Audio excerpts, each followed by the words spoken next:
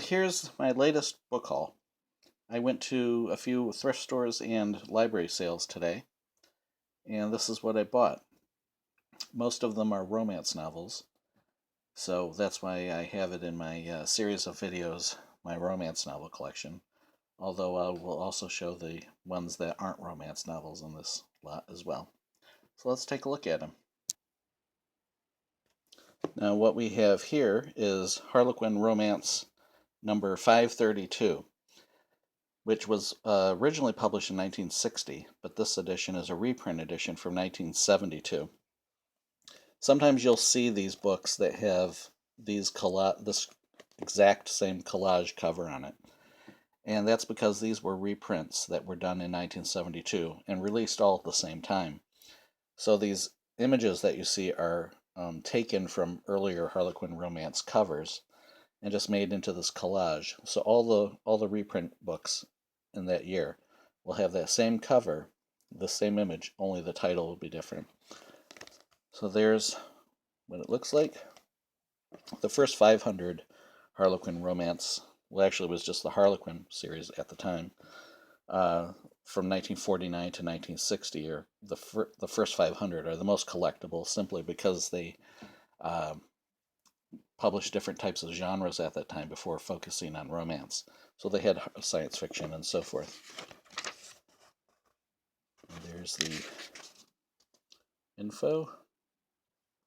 See, first published in 1960, but this reprint edition is from 1972. Now here's another Harlequin Romance. This book is 2855, as it shows there. Stormy Springtime by Betty Niels. This is a lovely cover. It's a very classic look with a little bird there in the corner. Betty Niels, I've only read one of her books. She's a very popular Harlequin romance writer who I think appeals to people because she has a very old-fashioned style, which is her own style. She was an older writer. Her first book came out in 1969, Sister Peters in Amsterdam, and I believe she died in 2001. But even though this is a book from the 1980s, which I've not read, I just bought it today, but my guess is that it will have a very old-fashioned style as well. So it could have been written in the 1950s, for all its, the characters are not going to be sort of modern 1980s women.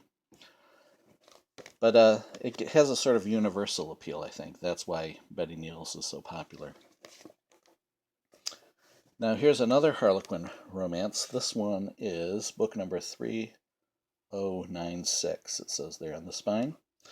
Sometimes you'll see these ones that have this, where it says introductory copy in the corner instead of the price and number. And what that means is that these books were offered as free gifts. It doesn't have a barcode on the back, for example. With the Harlequin Reader Service, you could subscribe to Harlequin romances and receive them in the mail from Harlequin every month. And a lot of times as part of those offers, they would say, you get a free book. And so this is a introductory copy to entice people to subscribe. And so, see, it says here, original Mills and Boon edition was 1989. The Harlequin Romance first edition was December 1990, but the second edition, this introductory copy, was January 1991. So it was still a recent book. This second edition came out only a month after it was originally released. This particular copy is a really nice condition. I mean, it looks like brand new and unread, unbroken spine. In the early 2000s, Silhouette, which Harlequin owned, had a line called Silhouette Bombshell, which was an action romance line. I think it ran around 100 novels, something like that. And one of the series within the Silhouette Bombshell line was called Athena Force. And this Athena Force got its own series. This book is from 2007, as it shows there. It's kind of hard to see. It still has the Kmart price on it, the little sticker. We'll open it up here. So it's an interesting, hybrid, sort of like men's adventure, but in this case it's women's adventure with romance. Now and I got those for like 50 cents each at a thrift store. I also got these for 50 cents each at a thrift store today. 2 books in the Knots Landing series, book number 7 and book number 11. There was a series which I've talked about in a previous video called Soaps and Serials, which in the 1980s, it was by a publisher called Pioneer. Let's see. It's hard to see there. Pioneer Communications Network, who I believe thought that it was a sure bet to, since TV soap operas were so popular and romance novels were popular, why not combine the two and have books based on soap operas? And these stories would be based on the scripts of particular episodes. The problem is that, despite the sort of assumptions of many people, there's not necessarily a overlap in audience between people who watch TV soap operas and people who read romance novels. So the people who are reading may not necessarily be watching a lot of television, and vice versa. So this line didn't last very long. But I'll show you there. It's all in Roman numerals, but that should be 1986. There's a first page to give you a flavor of what it looks like.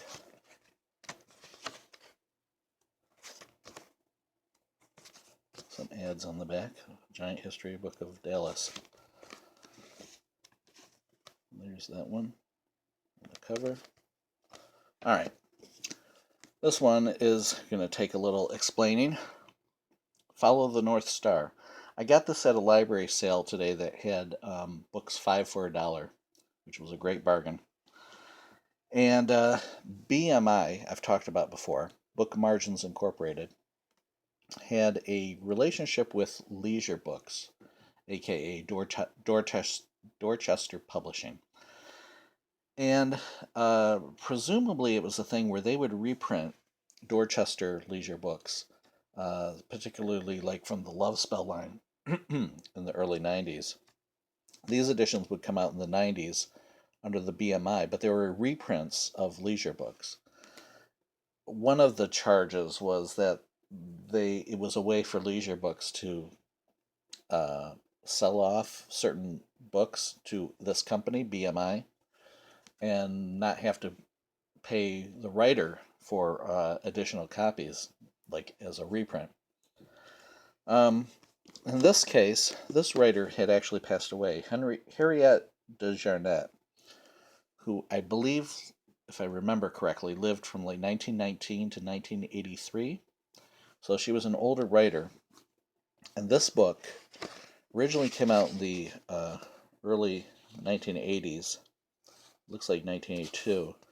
But the BMI edition here is from 1995, because you can see on the back there's an ad for Leisure Books for 1995.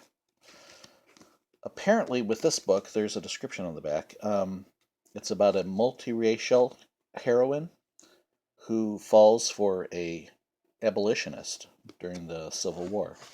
And apparently they are leading a group of slaves through the Underground Railroad. Which sounds like it could be a story fraught with some uncomfortable stereotypes, perhaps, but the writer does have this foreword in here talking about the history of the Underground Railroad and so forth. But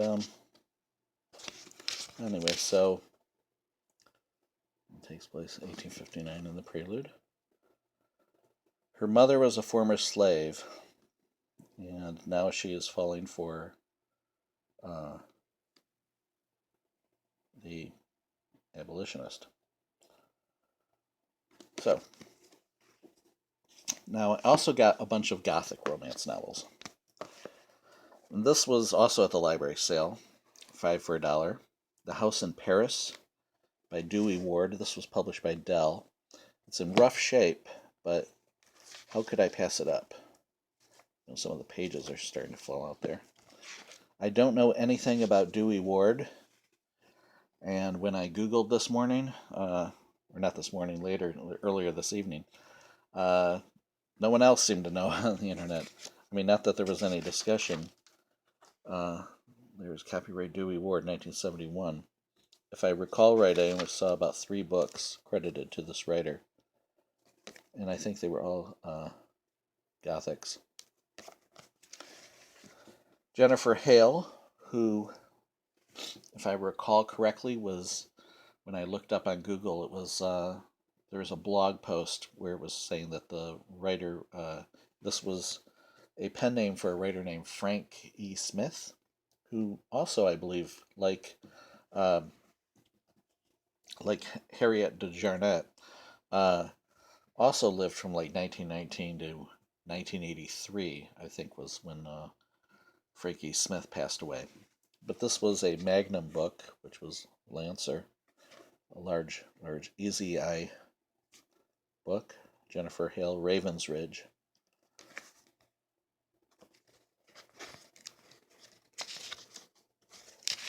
And this was published 1971. Again, the copyright is credited to Jennifer Hale. And then we have this book by Ray Foley, Nightmare House. Also a Dell book. Originally published in 1968. This Dell printing is 1971. Alright, moving right along. This is a recent February 2022 love-inspired suspense, which is Harlequin's current romantic suspense line for Christian fiction. And I just got it because it was in such nice condition. Karen Robards' Shiver, a thriller. There's Karen Robards on the back. It sounded like this one, the heroine is kidnapped. So she had also, if I recall right, I think it was Karen Robards, wrote a book called Wild Orchids, something to that effect, that in the 80s that was about this woman who got kidnapped and falls for her so-called hero. Brenda Jackson, One Christmas Wish. I think this is from last year. Let's see. 2021. I've read 3 Brenda Jackson novels, all from her Westmoreland series, but this is a different series called Catalina Cove. Linda Lil Miller. This is also a Harlequin. This is a reprint of an earlier book from 2007. This edition is from 2021. Also comes with a second reprinted novel by another writer. And here's some science fiction and fantasy. Andrea Norton. This is an Ace novel from, I believe, 1964. Yep. Nice illustrations there. And these were in the 5 for $1 at the library. Edgar Rice Burroughs, The Warlord of Mars. This is also from the 1960s. It's a reprint of the 3rd book in the John Carter of Mars series. It's originally from 1913, I believe. Yes. Originally published in All Story magazine in December 1913 to March 1914. From Ballantine Books. There's the back cover there. Some more science fiction. Notions Unlimited by Robert Sheckley. This was an awesome find. Short story collection. Has the native problem story, which is the only Robert Sheckley, well, not the only Robert Sheckley story I know, but that was, I think, the one that first alerted me to Robert Sheckley when it was adapted for the radio series X-1 in the 1950s. A really good episode. So I look forward to reading the original story. Mind Bridge by Joe Haldeman, another science fiction. This looks like a very odd book from the 70s. Chapter, well, this is from Avon with the red page edges. The contents chapter, there's a ton of chapters. 53 chapters, all very strange. Ray Carver. Wonder if that's Raymond Carver. John Shiver. So his teachers at the workshop. And Ghosts by Ed McBain, a mystery or sort of police procedural book with a blurb from Stephen King, author of The Shining, on the front. Let's see, this is from 1980. And I got a whole bunch of Christine Feehan books. Firebound, a Sea Haven novel. Spider Game. Those are like from 2013, I think, or so. And then we have a whole bunch of the Torpedo Ink series that were done more recently. Vengeance Road, Desolation Road. And then I was quite surprised to see these in the 5 for $1 as well. These just came out. I've seen them, if you go to Walmart, you'll probably see these on the shelf. Annihilation Road, which came out in December 2021. So pretty awesome to see that, to be able to get that for so cheap. Savage Road came out this year, I believe. Let's take a look. January 2022. Pretty cool, hey? And finally, some of the bigger books here. This was F. Scott Fitzgerald's The Great Gatsby. This is like a vintage looking book. Pretty cool.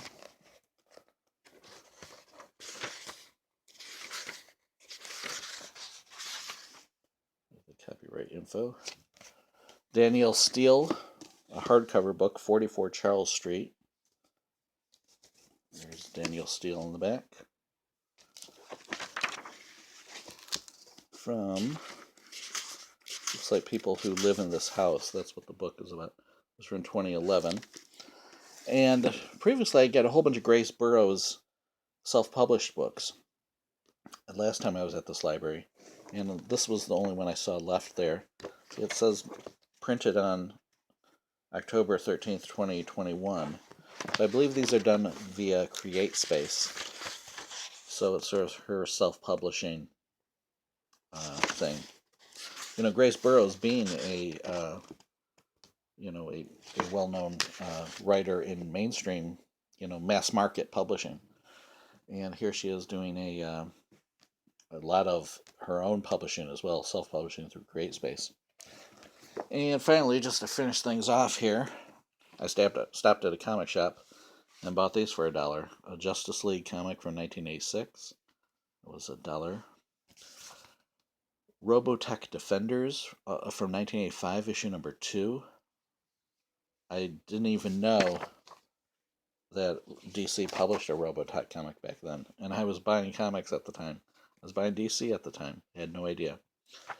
And this was a Superboy special based on the TV series.